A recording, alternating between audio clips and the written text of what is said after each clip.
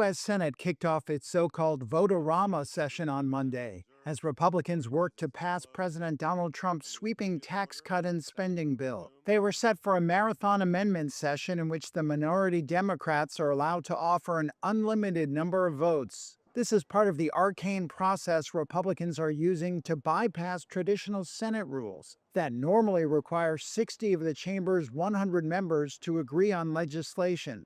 Here's Republican Senate Majority Leader John Thune. So, Mr. President, it's time to vote, and Democrats will get a chance. They'll offer all their amendments, and they'll attack this thing as cutting taxes for billionaires.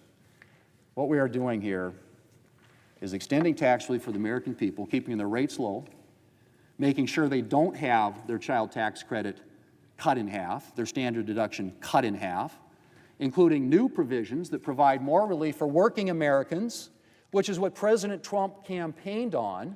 The tax cut bill has highlighted divisions within the Republican Party over its expected $3.3 trillion hit to the nation's deficit over the next decade. The nonpartisan Congressional Budget Office said on Sunday the bill would add about $800 billion more to the nation's $36.2 trillion debt than the version passed last month in the House of Representatives. Many Republicans dispute that claim, contending that extending existing policy will not add to the debt. Democrats, meanwhile, hope the latest eye-widening figure could stoke enough anxiety among fiscally minded conservatives to get them to buck their party, which controls both chambers of Congress. Here's Democratic Senate Minority Leader Chuck Schumer. Today, Senate Republicans have to decide: choose the American people or bow down to Donald Trump and his coterie of billionaires.